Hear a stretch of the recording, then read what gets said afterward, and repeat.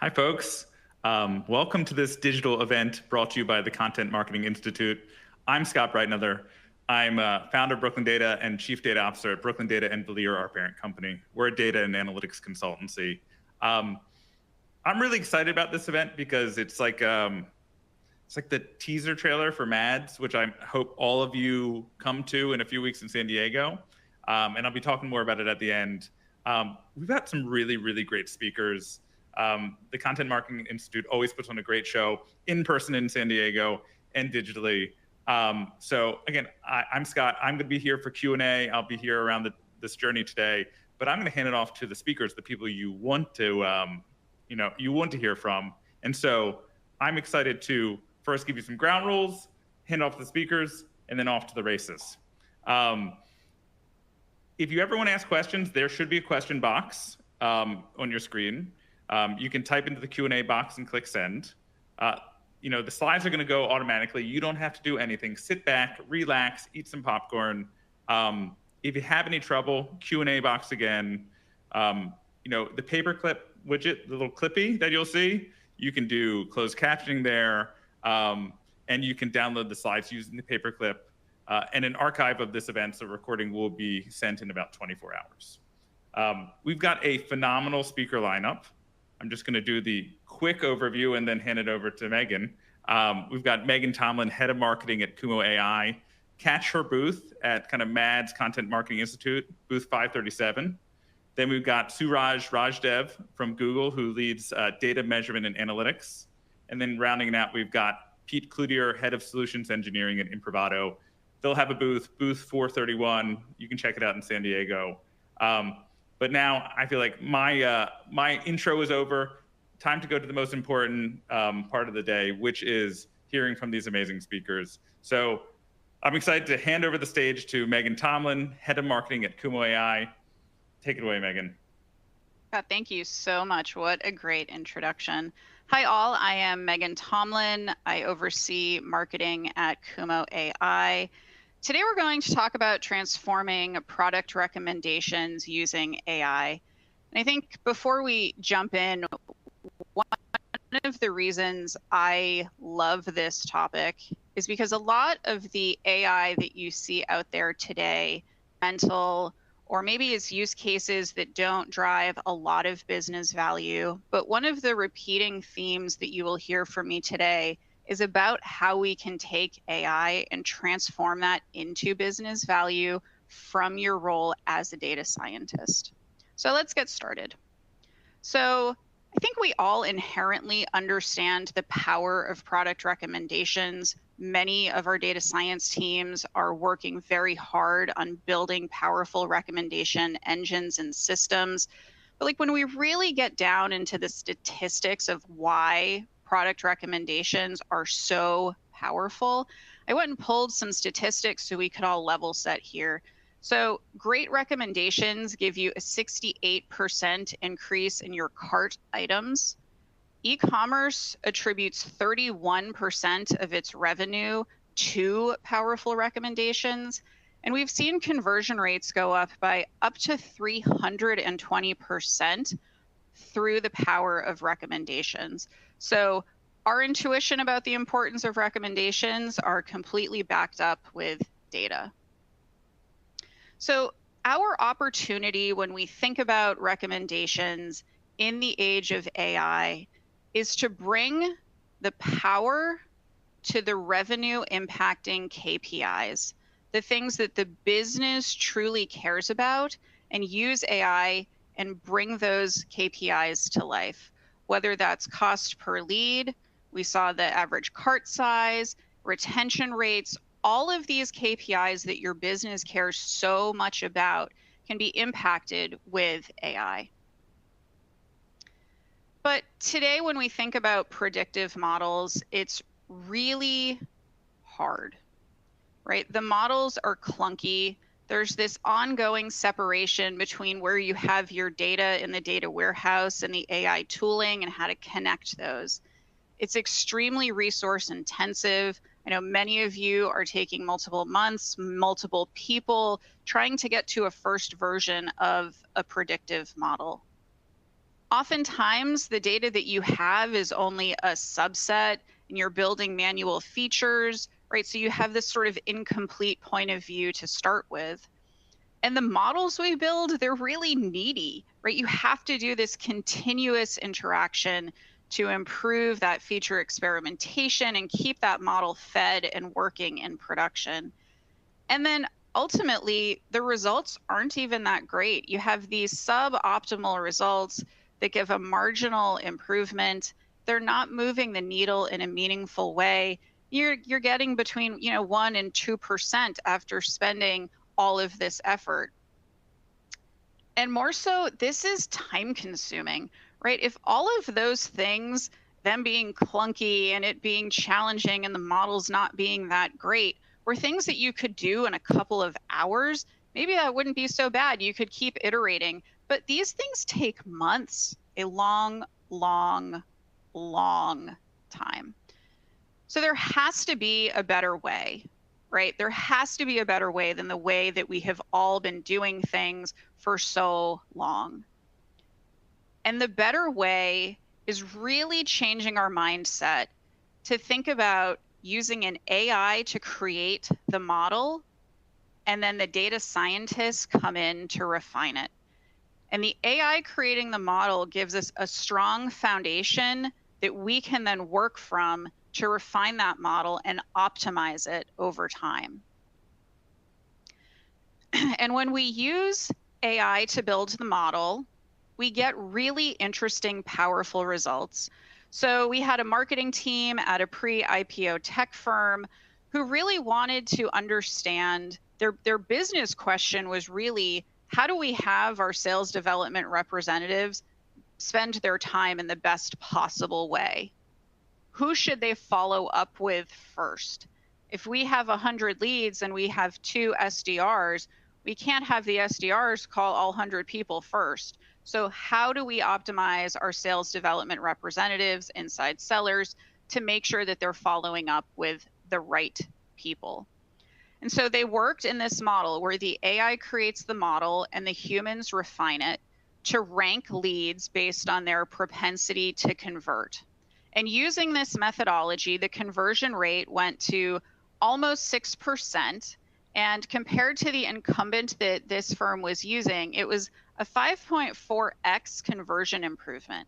So really optimizing their sellers to be able to go after the highest likelihood to convert and then generate that pipeline as soon as possible. Another firm who adopted the mindset of letting the AI create the model and the humans refine it is a national food delivery service. And what this food delivery service found was when they went to recruit new restaurants and add them to their platform, the new restaurant said, well, nobody will ever find me, right? Everyone has their favorite restaurants that they already buy from and order from. And even if I get on your platform, I don't know that it's going to be worth it because I don't think we're going to get very many orders. So the food delivery service said to the restaurants, like, we will help to promote your restaurant and we'll do it using predictive AI modeling. So they created a try something new personalized recommendation. So based on all of the restaurants you've ordered from before, based on the types of food that you order, they were able to create personalized recommendations for over 200 million users, creating that 30% map at 10 improvement. And the result, and this is still growing. So as of today, this food delivery service attributes $180 million in sales to this one product recommendation engine that they built. So that's all well and good, but the question remains, why is the accuracy that AI can give us so much higher than when we try to do these things ourselves? So with Kumo AI, 2 things are happening behind the scenes. So we have graph transformer architecture, right? Thinking about all of your data warehouse data as a graph structure and using the same transformer technologies that you're seeing in vision, the power of vision, applying that to your data warehouse data in a graph, and then combining that with the power of large language models. And when we bring these two things together, we can make these very, very strong product recommendations, personalized recommendations, right down to the entity level of every single customer who is going to interact. And when we take this approach, we go from that clunky, needy, painful, suboptimal approach that takes months for this 1% to 2% improvement. And when we think about doing this with AI creating the model and the human refining it, it comes down to days. And we typically see 15 to 30% improvement in just a few days. So you can get those answers in days. You have the models that are accurate and highly explainable, and then stay accurate in production. So those models being needy don't seem to be such a challenge here. So how it works is you have a business question that you're going to ask. You're going to then look at both your structured and unstructured data. That graph transformer architecture combined with the LLM, they're going to work together to create that very powerful model for you. You can then refine that model and then ultimately get these very powerful predictions that you can put into production. So let me walk you through a real customer example of how we do recommendations using artificial intelligence. So this customer is a social marketplace, and they specialize in access to one-of-a-kind, high-value items. And for those of you who have built recommendation engines before, you might start to get a little sweaty when you see the word one-of-a-kind. So these are things like rare collectibles, pop culture merchandise, luxury fashion pieces. So this is anyone who has a great item that they think would be valuable on this platform can go ahead and enter it and then sell it through this social marketplace. And so the business problem that they were having, right, and I said at the top of the call that we really need to think about our data science work mapping back to how it impacts the business and the business KPIs.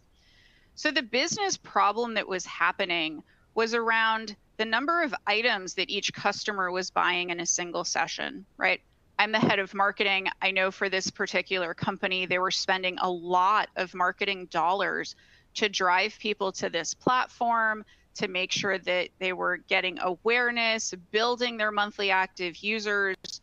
And then when people showed up, right, a little bit of this idea of it's a one-of-a-kind item almost led to a problem where people were just really buying one item at a time. So you have this big push to get people, this big cost to get people to your platform, to see your products, and then they buy one thing and then they leave. And you have to sort of then re-engage them and spend more money to get them to come back and buy something else. So they wanted to increase the number of items that each customer would buy in a single session. And of course, their solution, as the topic of today's presentation indicates, is they decided that they would create a product carousel that was filled with recommended items. And these are the items that would be most likely to be purchased alongside the item in the cart. So now let's get to the data science problem. And this is where those of you who saw the word one of a kind and started to get a little sweaty, how do you do that? How do you accurately recommend products across an inventory of millions of items that are all one of a kind?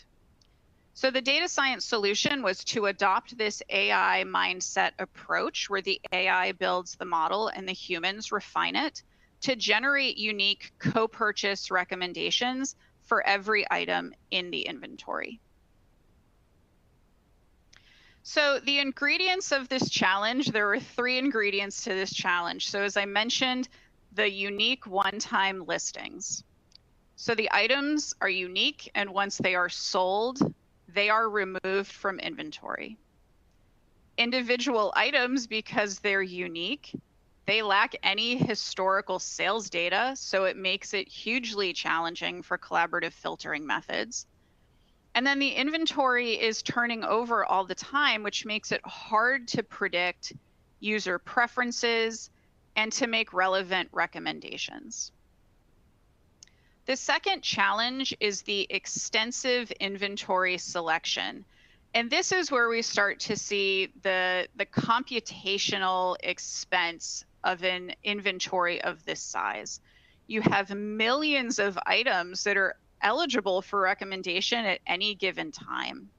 And this particular customer actually had their infrastructure team build and then support these very complex two-phase retrieval and re-ranker architectures so they could try and continue to do these recommendations on this hugely extensive inventory, which is very costly, both computationally costly, but also you have a whole team of people supporting this model, which is costly from a human perspective as well.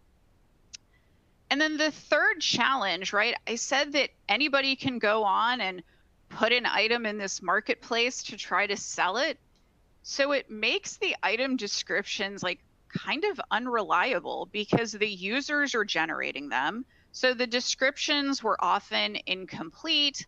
They contained attention-grabbing words. Even worse, they contained emojis. So it was really difficult to extract meaningful signals about each of the items. So those were the three big challenges of this particular problem. So now let's talk about the solution. So the first piece of this is about learning across all of the data tables. And this is thinking about your data tables as a graph and then using large language models and vision encoders to make sure that you had the appropriate embeddings to be able to feed this model and create accurate predictions. So here's an example of what one of their data tables would look like. You have some standard seller ID, what was the date the item was posted, and then you have these item descriptions.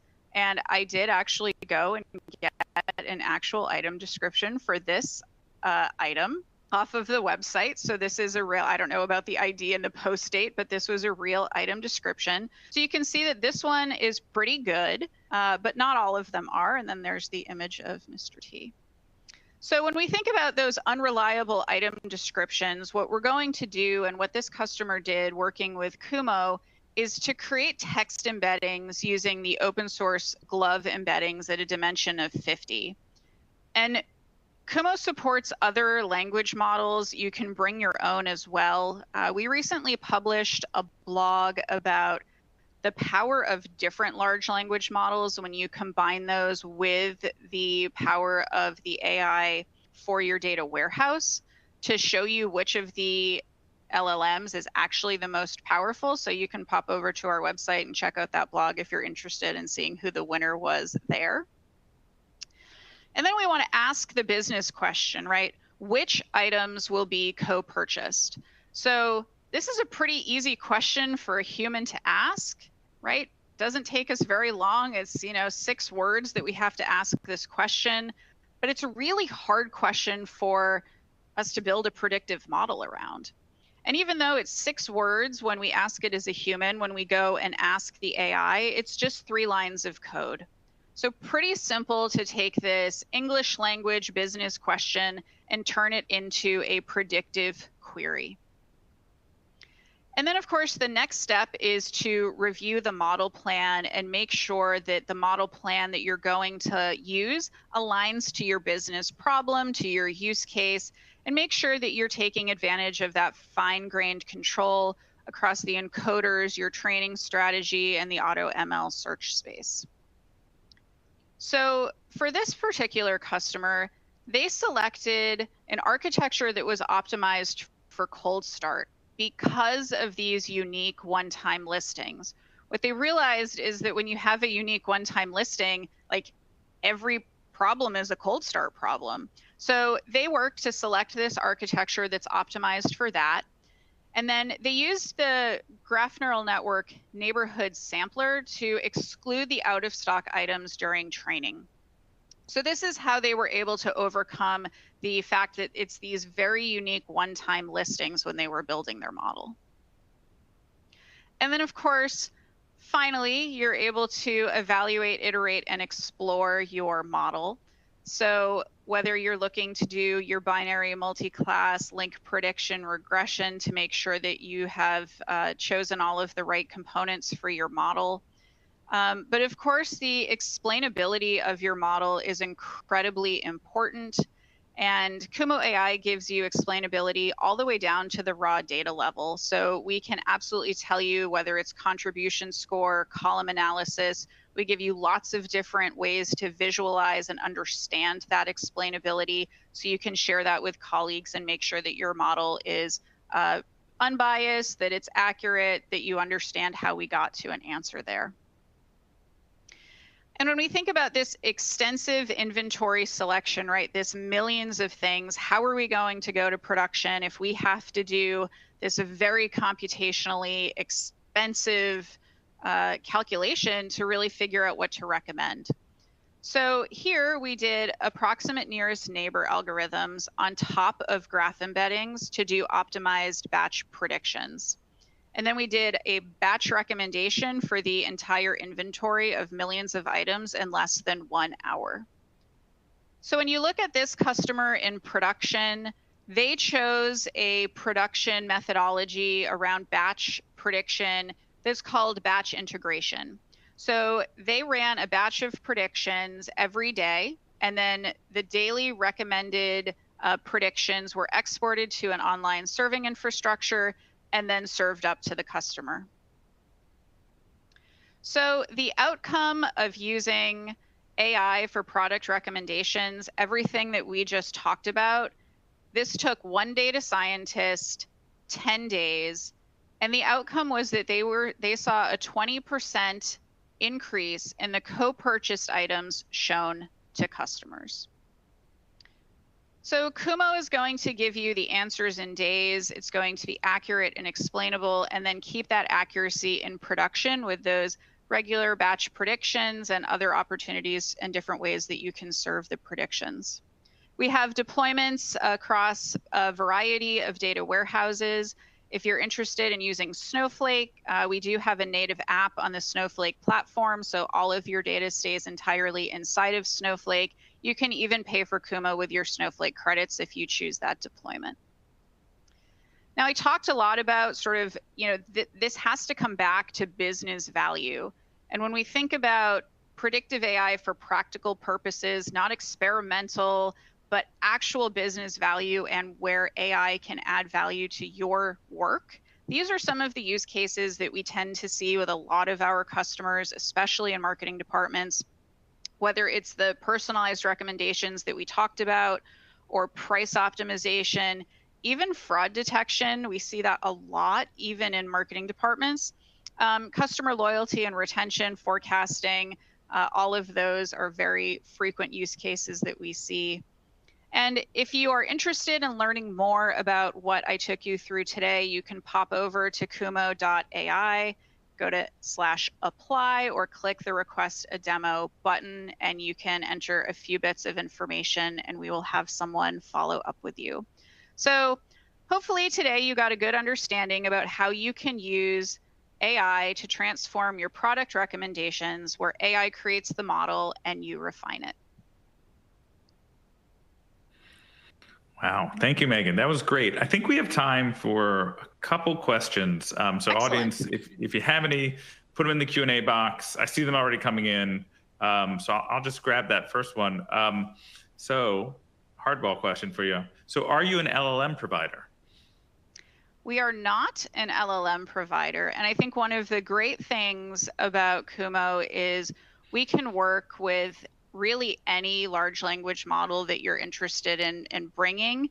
We have out-of-the-box LLM capabilities with Glove and a few others. But if you want to bring an OpenAI model, that's great. Hugging Face, great. We're happy to work with all of those. So we are not a large language model provider. Okay, gotcha. And then I see one more question that's come in. The graph looks really powerful. How complicated is it to build it and set it up? So that's a really good question. So I think, there are graph databases out there. And the graph databases is really, those companies focus on the graph as what they do. But at Kumo, the graph is how we do the predictions. So we want the graph to be as easy as possible for you to set up. So what we do is we look at your data warehouse schema, and then the graph is automatically built by understanding your primary key, foreign key relationships. So you do not have to manually build the graph. And moreover, the graph actually lives inside of your data warehouse. So it is with you as a property for your entire lifetime. It doesn't live inside of the Kumo property. And that's what I really loved about your presentation. Coming from the data world, we were working with Databricks and Snowflake all the time, and have a lot of clients that have kind of these rich data models set up. So it sounds like it's pretty plug and play to bring Kumo AI in. Yeah, absolutely. And I think the ease of getting the graph set up allows you to spend your time thinking about the business questions you want to ask and writing the right predictive queries to get great, strong models, and not spending a lot of time trying to get your data in a shape that makes sense. We really want to try to do as much of that manual work for you, the tedious part of your job, and let you do the cool AI stuff. Perfect. Amazing. Well, thank you so much. I think that's all the time we have for questions. I saw some other questions were coming in. Reach out to Megan directly or stop by her booth in a few weeks in San Diego, booth number 537. Thank you very much, Megan. We'll see you there. Thanks, all. See ya. Great. So now we've got kind of another highlight of today. We have, there we go, a 15-minute fast chat. And I believe Suraj and I are both fast talkers, so I don't think the fast chat would be any issue.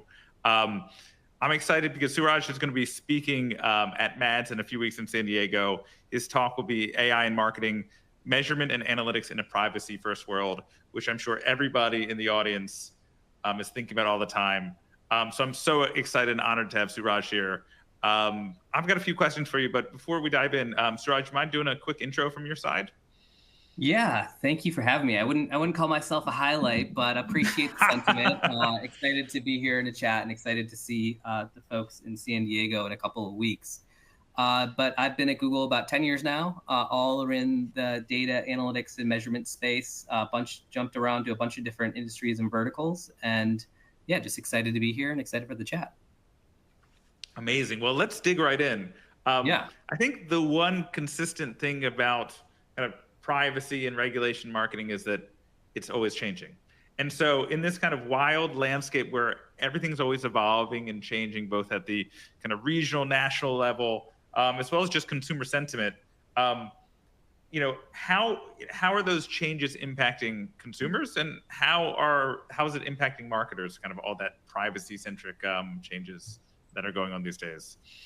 Yeah, I mean, maybe I would start by just saying, it's a complicated world out there. I feel like I had one of my former leaders within our organization talk about how every day is more complicated than the previous. So every day is the most complicated day of our careers in the analytics and measurement space. And I think, I feel that. I think we all feel that. And I feel like there's so much changing. And the way I would probably distill it and boil it down to is around accountability of data, specifically consumer data. So I think that's really what it boils down to from a consumer standpoint, is they're getting more choice in what is being done with their data and more transparency and understanding all those different things. And then if you think about what happens from a marketer lens, it all revolves around loss of signal, right? There's this whole ecosystem that was built on top of a third-party cookie and other data identifiers and things of that nature that no longer are going to be able to be tapped into. And I mean, there's certain, different technology platforms are taking different approaches. Maybe if we dissect like the legal versus the technology just for a second there, legal, I think we all kind of know, started with GDPR in Europe. And, obviously they've been at the forefront with a lot of the changes and pushing for more accountability for how data is being used. And then that's manifested it now into the US, and every state has like a little bit of a different approach. But I would say more broadly, hopefully we all kind of get the sense that Europe's approach is more of default opt-out and you have to opt in, versus the US's approach is default opt-in and then the consumer has to opt out. And so I think that leads to a little bit difference in what you see in take rates. So I think that'll be a nuance that we have to think through. But I think, I'm just talking about the US and Europe at the moment, but I think the stats that I've heard most recently is like 75% plus of the globe population is covered by some kind of legislation that regulates data protection and privacy. So I think that's, going to continue to grow. And I would say things are just getting more and more stringent about what can be done. You think about where kind of the conversations, I think a lot of the conversations that I talked about have been over the past several years. I think this year has really been around consent and getting the consent signals into the technology platforms to ensure that the technology platforms have the right signals to know that consent was provided. I think that's where a lot of work has been done. I think mostly in Europe, but I mean, that's kind of where the evolution is. I think from a technology standpoint, I mean, this has been happening obviously for many, many years with various browsers deprecating third-party cookies and other ways to track. And I think, again, this is another continuous road that we're going on together. Chrome announced recently that they're no longer in favor of deprecating a third-party cookie, but providing user choice. So the user will have an opportunity to limit the tracking that is done. But I feel, and the most recent iOS changes, and with link deprecation. So I think there's a road that we're going to continue to go on where consumers get more and more choice around when their data is being used. And I think that's just kind of like the new norm and the new world that we're going to have to operate in. And it's a bit complicated, but that's kind of where we're at in today's date. It definitely keeps you on your toes these days. You've got to always kind of be reading the articles and understanding kind of where the trends are as a marketer and as someone in analytics. And so I guess one other question for you, Suraj, is people use digital marketing and found it so effective precisely because of the greater ability to target specific customers and segments and to measure the impact, kind of versus traditional media, which kind of offline, which sometimes can feel like spray and pray. People have loved the precision and accountability of digital marketing. So what are the methods, tools, approaches that today's marketers can do to kind of preserve and maintain those advantages of digital marketing in a world that's becoming more privacy centric? Yeah, no, I think some of like the headlines I would touch on are, one, I think there's a big shift from deterministic to probabilistic. And I think that's something that, everybody has to get comfortable with. And that's just kind of like the reality of where we are today. I think, when you think about like the pendulum of traditional media on the one hand side is one to many, and then we went to one to one. And then I think ultimately where we're settled in is like a cohort, based approach. So I think that pendulum is swinging and we're going to kind of net out somewhere. But I think in the interim, there's like a handful of solutions that are going to be integral to, and what I'll say with like a lot of the customers and advertisers that I work with, that they're thinking through. And I think, from, maybe from a cohort standpoint, there's a lot of stuff being done from the privacy sandbox that Chrome team is working on. So a lot of good stuff there. But I think, from as those things get settled out, I mean, you see a lot more leaning into contextual targeting. Just like relevance in the conversation around some of what a consumer is actually looking at. I think leaning into signals that technology partners have, so their partner platforms have. And I think, retail media is just an amazing example of what's being done there, leveraging the data. When I think about retail media and kind of what the evolution that and the growth that category or that particular channel is seen is all revolves around data. It's, the retailers have a bunch of data on purchase behavior, and that is relevant for targeting and measurement. And so I really see that as kind of been a big tailwind for that industry, and kudos to them for capitalizing on the opportunity.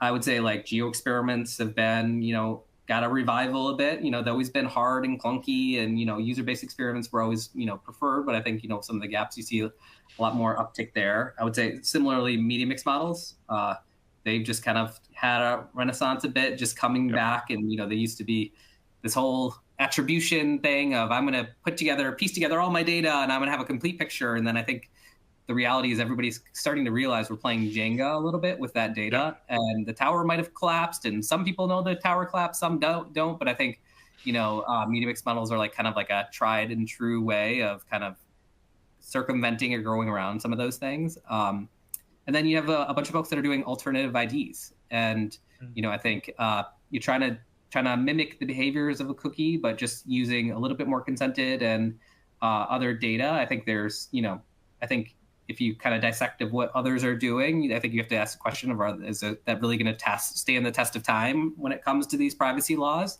And then do they have the scale? I think those are the questions that need to be answered. That's kind of like my loose thoughts and point of view on some of the solutions that are out there. Yeah, I really like your comment about the pendulum, because it feels like, it's not just limited to this, but everything feels like a pendulum. Centralized, decentralized, privacy, precision.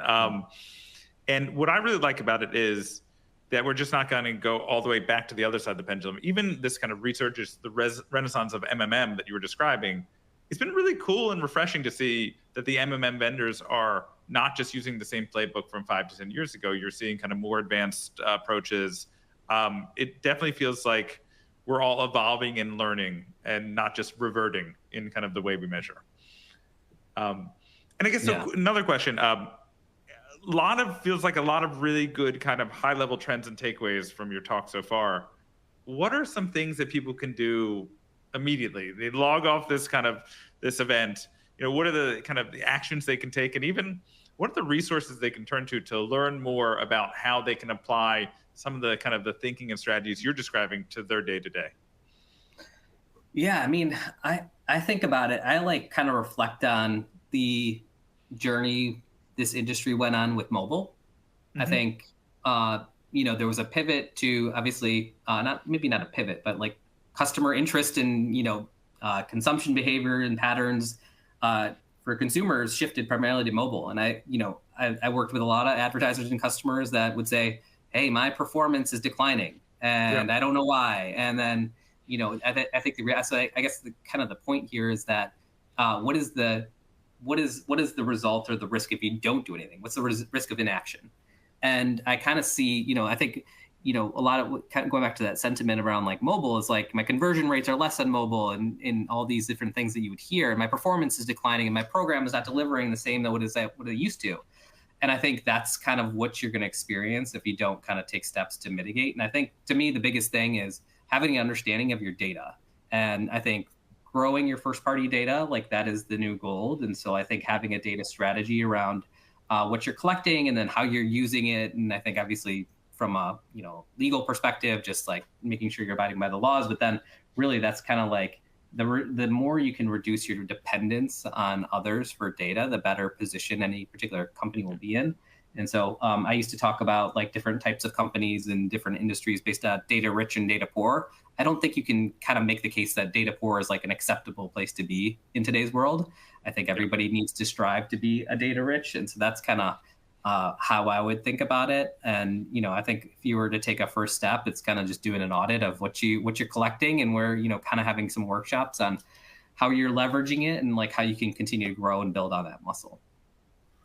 Totally. That makes sense. As I've come from the data side, I definitely feel like I've got great job security these days. Data has never been more important. Data has never been more important. For sure. It's hard to keep up with all the things that are happening. Yes. You cannot stop reading the blogs and the industry publications. I feel like that's just table stakes as being kind of in data analytics and marketing. Yes. I guess maybe, we only have a few more minutes left, so maybe just pivot a little bit. One of the topics you're going to be talking about at MADS in San Diego in a few weeks is AI. And I feel like it's top of mind for everybody. There's going to be a lot of other talks on AI at MADS. A lot of the audience members, I imagine, are just starting to think about AI very early in their AI journey. What are the first steps you recommend the individuals and companies to take as they start their AI journey, just getting going, but also thinking about it from a privacy perspective? Yeah, no, I'm like, I think, we all should be excited to wake up every day to go do what we do. And I particularly feel that about the AI moment. I think, people talk about like the wow moment when everything was first launched and then it went into how, and then now it's like the now. And I think we're at that now moment of like really having like concrete like use cases and really rich understanding of like the applications for these. And maybe they're still nascent in terms of what we can do, but I think the there's enough seeds to really have a vision and an understanding of where the future is going. So I'm particularly excited about that. I think about, like, when I talked about deterministic to probabilistic, I think that's the first step in that journey. I think we talk a lot about what we call at Google durable foundations. So ensuring that your data that you're using is, I mean, modeling is a big component of what the future looks like for, and so, obviously that is, maybe it's not Gen AI, but it's using the technology, using signals that you have, whether it's within the technology platforms or within your first party data. So I would say, like, we talk a lot about durable foundations, and that's really the articulation. So that's where I would spend a good amount of time. And then I think that the second thing that I would think about is, I talk a lot about with my customers around, like, developing a learning agenda. So I think, like, a learning agenda is just a sequence of 5 to 7 tests of things, hypotheses, right? What are the things that we think we will benefit from as an organization, and put some frameworks and structures in place. I think we all get kind of caught up into the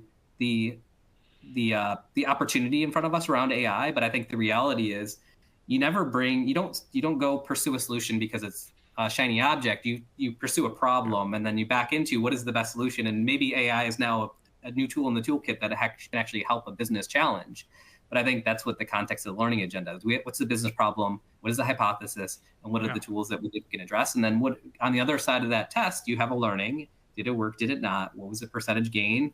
And then you kind of figure out how to scale. And I think those are, like, some behavioral things, like carving out time and space to kind of think through some of those things. I think is going to be super important for every company.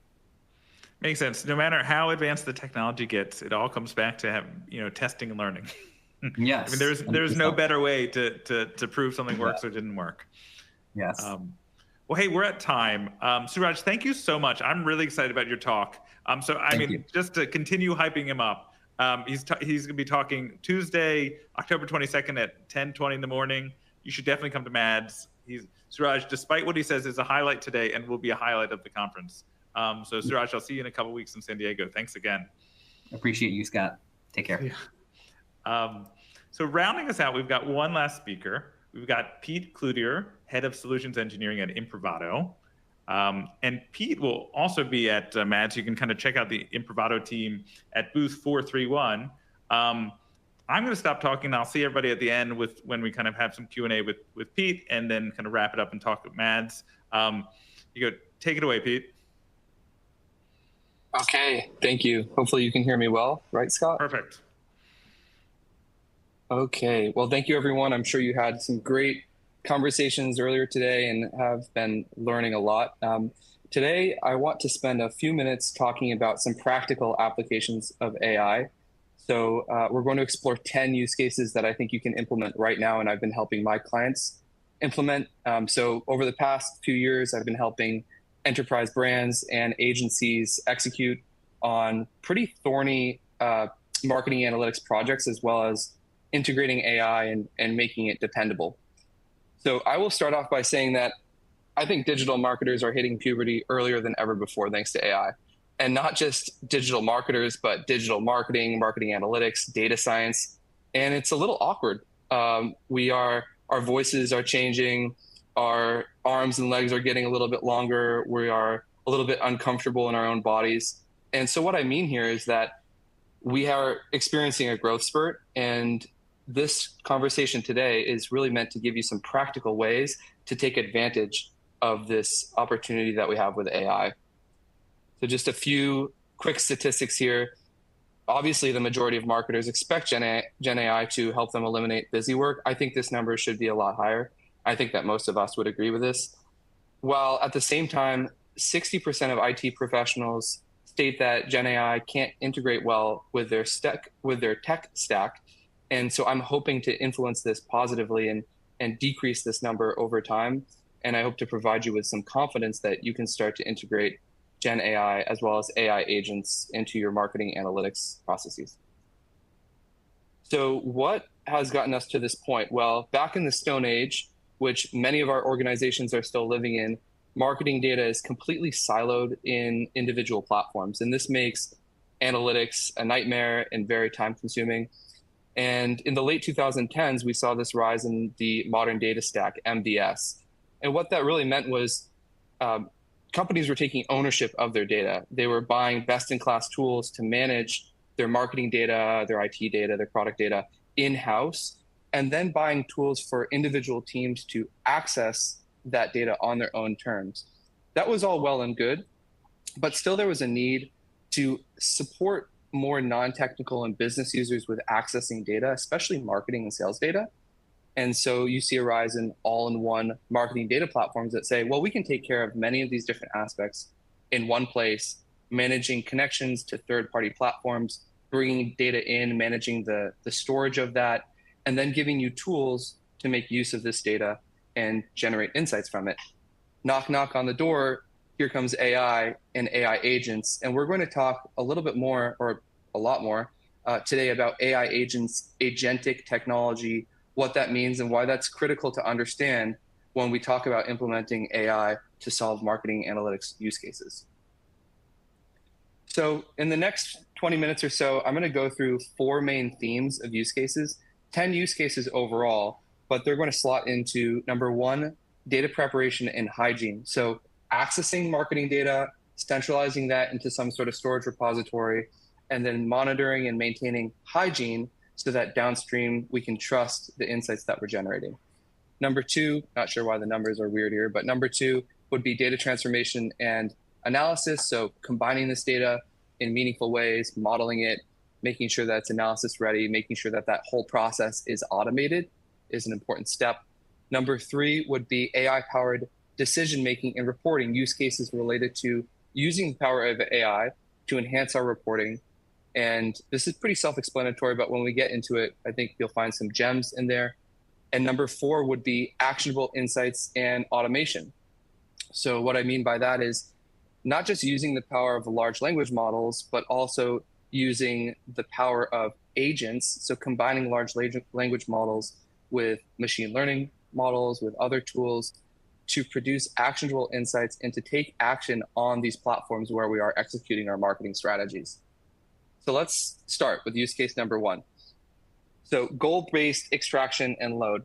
Right now, marketing teams may be spending a lot of time managing and monitoring API integrations on their own. Or if they're more mature or if they've gone through the process of banging their heads against the wall for years trying to manage this, they have bought a ETL solution or some tool to help manage integrations.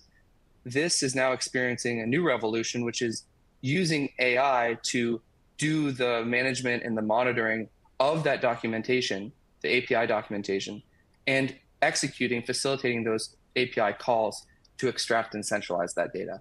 And the advantage here is that data analysts, data engineers can save a bunch of time not having to manage the pipelines.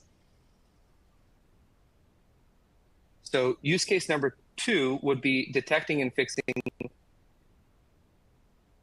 naming anomalies. Imagine this. You have another huge report to put together, and you realize that there are some issues with your campaign convention that pollute 30%, 40% reporting that you're doing and the performance that you're reporting on. And it makes the marketing spend difficult to attribute and generally inaccurate.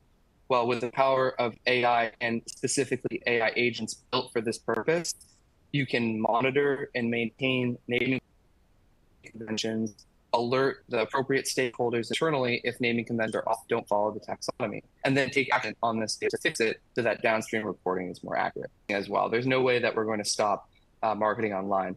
So what can we do to mitigate this effect and spend our dollars more wisely?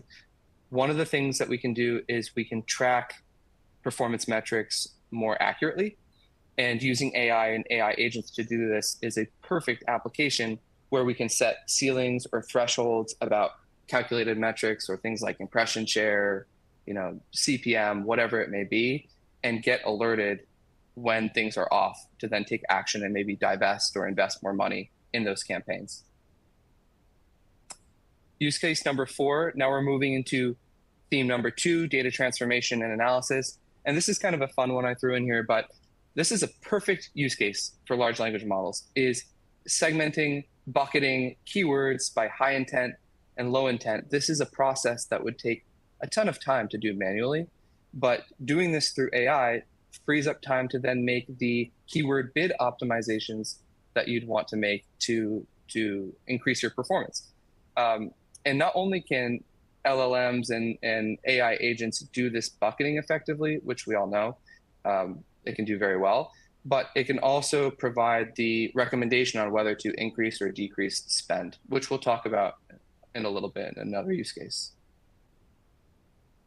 So also part of data transformation, this may be the first thing you think of when you think of AI and marketing analytics, which is modeling data together.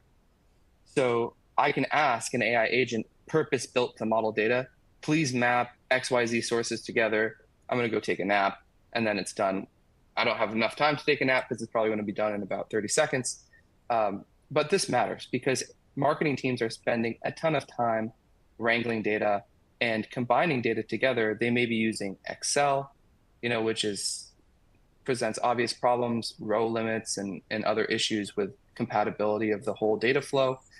So AI is perfectly set up to help us with this if an AI agent is purpose-built to write SQL effectively, to explain how it's working, and to be dependable, which we're going to discuss later on. Another interesting use case I wanted to put in here, which I've helped a couple clients do, but it's kind of a nascent use case I think is quite interesting, is reverse engineering models from visualizations. And so if you're a consultant, this could be helpful. If you have old dashboards from old teams, maybe somebody on the team was managing a dashboard and then or the model, and then they left the company and they left you with a mess. It could be easy and helpful to use an AI agent to digest the dashboard visually and then to output, here are the associated data models, here are the associated data sources, here's a mapping dictionary of how this data comes together, and essentially create a data lineage or an entity relational diagram to help you rebuild this or stand it up in a different way and improve it. Okay, moving into theme number 3, which is AI-powered decision-making in reporting. So use case 7 is asking AI to create reports for you. This is, again, probably one of the most common use cases of the first thing that you think of, as well as the next use case we'll discuss. But what is important to note, different than just a chatbot, is if you're working with an AI agent, this type of report can become repeatable.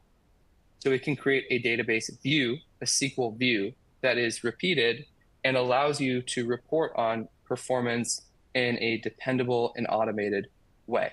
And right now, marketing teams, as you're well aware, spend a lot of time on reporting. So they're spending approximately 40% of their time reporting on what they're doing the other 60% of the time. And if we can mitigate this and decrease the amount of time on reporting, then we can spend a whole heck more amount of time actually executing our marketing and making a difference for our companies. Number 8 is a complement to this, which is asking one-off questions. This is the natural AI chat. I ask a question, I get a response. But an AI agent purpose-built for marketing analytics can give me a response to this in the form of a chart, in the form of a CSV, in some sort of digestible format, maybe in the form of an emailed notification or emailed report, in the place where I want to consume this data or my clients want to consume this data. And right now, 50% of an analytics team time is spent on ad hoc requests. Maybe it's more or maybe it's less for you, but to me, this feels accurate when I look at the clients that I work with. They're fielding a lot of random requests from higher ups, from their clients, so on and so forth, and they find a lot of value using AI agents for this specific purpose.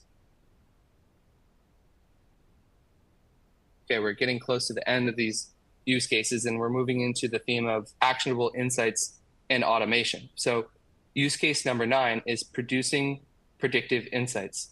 A lot of us have experienced that large language models are pretty sucky at math, and they're getting better, but it's not maybe their express purpose or raison d'etre. What I'm talking about here is combining a large language model with machine learning models and with other algorithms that can help us predictize and generate recommendations on things like optimizing budget, optimizing campaigns, starting, launching, pausing campaigns, and other actions. And right now, this may seem like a pipe dream for a lot of organizations, but we are actively helping clients integrate this type of technology. And it makes a huge time savings difference, especially when looking at consistent reporting, let's say on a weekly, monthly, quarterly basis. You have this report being generated, but in addition to the report, you also have recommendations attached to that. And not just general, hey, you should increase your budget, but explicit recommendations like you should increase your budget by $261.38 because over the past 5 weeks, we've seen the following trend, and we think there's room to optimize this even further. And last but not least, this is kind of a holy grail on the horizon. Use case number 10, actioning on data. Some of you may be familiar with the term reverse ETL. That's what I'm speaking to here. We have all of this beautiful, clean data in a data warehouse. AI understands the context of that data, and we're creating rules against this data. And now we can take action on this data in the ad platforms. So I'm asking here, run a quick check on my budgets and budget pacing, and then stop the campaigns if they're off limits or out of whack. The AI agent can not only run the SQL query, execute that, check against the rules, but it can have access to the APIs necessary for actually pausing and starting these campaigns. So that's tremendously valuable, and this in the future I think will be a flywheel that almost every marketing organization is trying to create, where they're executing on marketing campaigns, generating data, extracting and centralizing this data, analyzing it, and then actioning on it once again in this cycle that is managed by AI but has humans in the loop.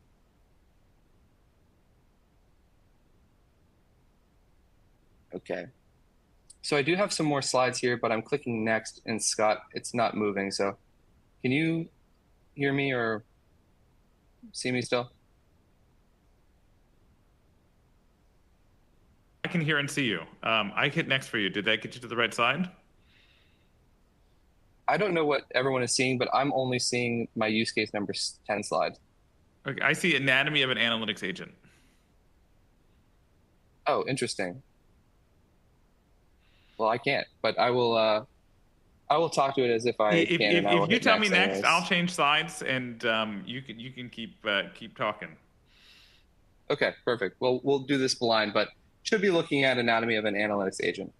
Long story short, let's start with the left side. So there's an input, question or instruction, and then on the right side you have the answer or the action. And I think some of you are probably familiar with the idea of an agent. I want to talk about it in a personal context, how I see it being used in my organization and how I use this with clients. And I also want to give you a little bit of advice on when you're out there vetting agents and softwares with AI. So let's talk about this anatomy a little bit. The best metaphor I have is there's a head and there are hands. You have large language models, which is the head, great at language, great at writing. And then you have the hands, which are tools that the large language models can control with language. And these tools could be calling an API, plotting a chart, creating a CSV. This combination of the head and the hands really makes the AI agent special. Not only that, but more sophisticated AI agents also have self-reflection or observation. So they're going through this process of generating a response, and then they're asking themselves, does this fully answer the question that was previously asked? And oftentimes, really robust AI agents are doing this with other large language models. So they may be using OpenAI for the initial response, and then they're using Mistral or another LLM to verify that this is answering the question completely. Let's also talk about memory. So there's short-term memory, which is pretty intuitive. When you ask a question of AI and then you ask a subsequent question, you want it to know what the previous question was about and be related, so you can actually have a train of thought. with the AI. And then there's the company rules. And so what I'm talking about with company rules is a deeper level of memory, which is specific to your company. So I'm going to give an example with, let's say, Nike. So Nike may have a very specific campaign naming convention, and they may have 20 KPIs that they report on that are calculated in a very specific way. Those are company rules that when I ask a question of the AI agent, I want the AI agent to respond with the knowledge of the rules, the taxonomy, and how the metrics are calculated. And then even deeper than that, so this is like childhood, is AI agent rules, the personality, the trajectories underneath that say, when you're asked a question like this, answer it like this, follow this process of thinking. So this was the childhood, the elementary school of the AI agent that gave it its fundamental personality and how it works through problems. And you're a marketing analytics agent, you have this tone of voice, and you execute on 1, 2, 3, or ABC different types of use cases. So the last thing I'll say about analytics agents before moving on is this is a really good way to vet different software platforms that you're looking at on the market. Everyone wants AI in their tech stack, right? Everyone thinks it's going to be helpful, but it can be difficult to compare apples to apples when you're evaluating different tools on the market. In my experience, the best way to vet those tools is to ask them about how their AI agent is built, why their AI agent is performant, why their AI agent is reliable and dependable, and those will be good starting points and good frameworks for understanding and vetting the AI technology that a platform integrates. Okay, so let's take a step back and look at the team that may be doing the data wrangling. Right now, you have data engineers, you have analysts, you have marketing ops, and if you're lucky, you have data scientists. Data engineers are spending a hell of a lot of time on pre-processing data. They're spending time managing pipelines, spending time wrangling APIs. That's not a good use of time. Analysts may be relying on Excel for 99% of data manipulation. This sounds kind of ridiculous, especially for those of you in more technical or advanced organizations, but I can tell you from experience that I work with very sophisticated large organizations that still spend a lot of time doing transformations in Excel, which is disappointing, and it's an opportunity for growth. Marketing ops struggles with data quality and consistency. If they're tasked with standardizing naming conventions, they may be doing that in Excel too. I see that a lot. People have some sort of Excel process or a macro that they're using to kind of keep everyone in check and generate naming conventions. And then the data scientists may not even exist. Bring AI agents into the picture, and you are giving superpowers to each of these profiles, and in some cases, maybe even replacing them, but I think that's still in the future. So data engineer with AI agents, they can enjoy seamless data prep. They can focus on something else besides managing API documentation. Analysts can, even if they're not the most technical, can still handle complex, unstructured data. It says unstructured data here, but what I mean is really complex data and data transformations. Marketing ops can get alerted and set rules, appropriate rules and alerts about their data. And maybe you now have a data scientist on the team thanks to AI, or maybe you're just enhancing the data science practices and team members that you already have. So as I said at the beginning, 71% of marketers expect Gen AI to help them eliminate busy work. But who's this 29%? So I wonder if this is the 29% or if it's someone else. People who are not accustomed to AI yet or haven't seen it in a practical use case within their company. But I can confidently say, and I think most of us agree, that data is more important than ever. How we prompt AI is becoming extremely important. And this combination is even more critical to an organization into marketing analytics than explicit programming. And I know that Suraj kind of touched on this in his talk too. I heard that part of it. So just keep this in mind. The data in your organization is critical, and having some prompting skills is also critical to work with AI agents effectively. So all in all, AI is driving immense change in marketing analytics. This is a growth spurt that's giving us exciting new opportunities to capitalize on changing trends, on new technology, and to overall become more efficient at the work that we do.